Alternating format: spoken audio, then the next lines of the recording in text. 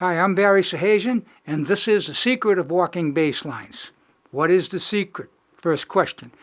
Secret, in a nutshell, is placement of the chord tones within the line, referencing the strong and weak beats. How do you do that? I'll show you. And when you do this, it always works perfectly. We're going to start out with an A major triad, and we're going to build on it after that. But first we need to get rolling and do some walking lines with the A major triad. So we're going to start as simple as it gets, and that would just be with a root, third, and fifth. 1, 2, 3, 4.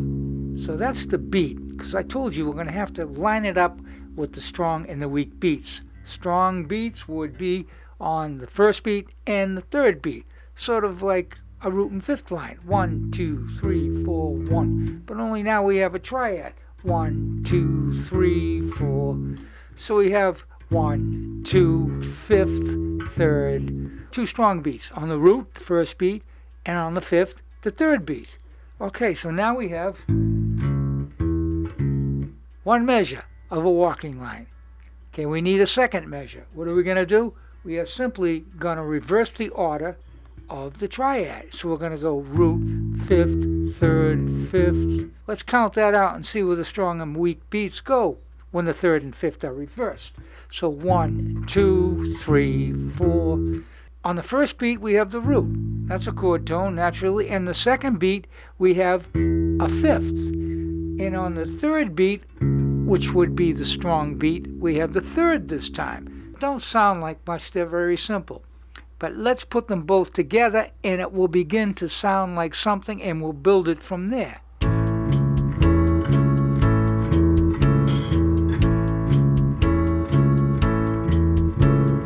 So now we're on to the next two lines, which would be number 2 and number 3. I have grouped the lines together into 2-bar phrases because it makes more sense.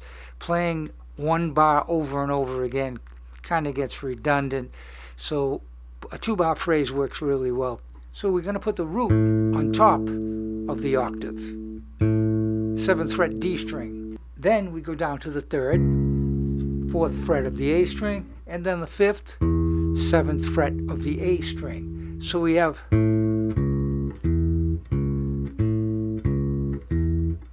now the only difference of this line, number 3 and number 1, is that the root was on the lower octave. But just that subtle change makes it sound all the more different.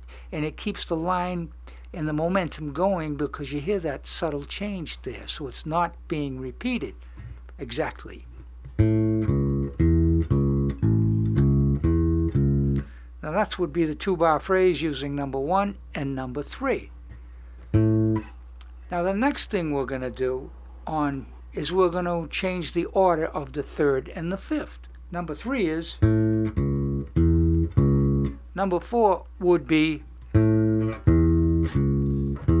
root, 5th, 3rd, 5th, as opposed to root, 3rd, 5th, 3rd. Let's put the two measures together.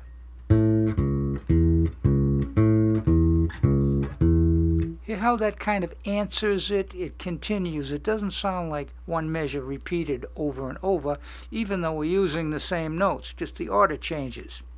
Another thing you must know, and one of the more serious rules in walking bass lines, is that you've got to hit the root of the chord on the first beat of the measure you're going to play it on. As you get more experienced, you can move away from that, and as long as you're following it up with a bunch of notes that are leading to somewhere and still referencing the chord tones.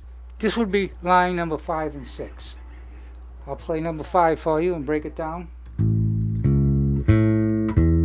That would be root, 3rd, octave, 5th.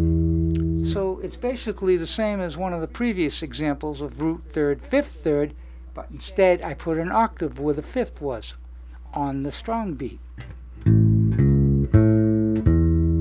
So you have root, 3rd, octave, which is the 3rd beat, strong, and then 5th. On example 6, which follows it, you start on the upper octave, and then you go down to the 3rd, and then the root once again on the 3rd beat, which is the strong beat. Root, 3rd, octave, third. Once again, on the strong beats of 1 and 3, you have an A, an upper octave and a lower octave.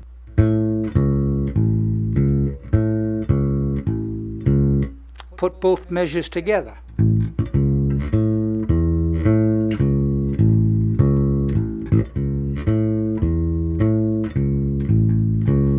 Still a root, third, and fifth, but it doesn't sound like,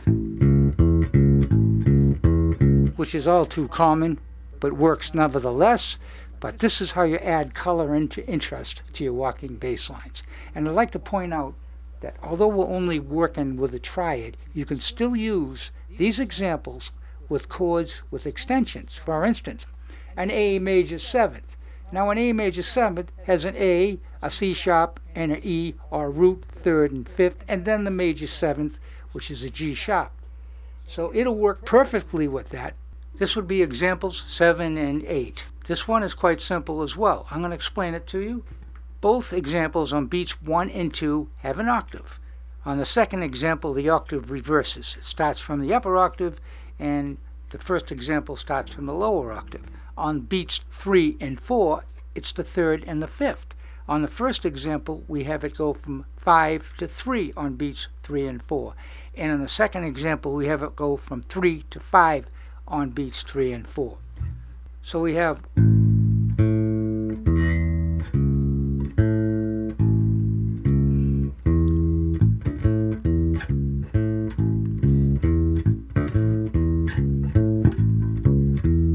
So that about wraps it up for this video tutorial, and I'd like to point out I will have a play along for all of these examples as well as a notes and tab sheet on my Patreon page. If you'd like to go over there and grab those and give me some support at the same time, it would really be appreciated. I'm going to continue on with this series, and I'm going to use parts of my Essential Bass Theory book, which goes through all the major and minor chords up to the 7th. Subscribe, hit the bell to be notified of the rest of these videos that I'm going to do. Like and comment, and I thank you for stopping by.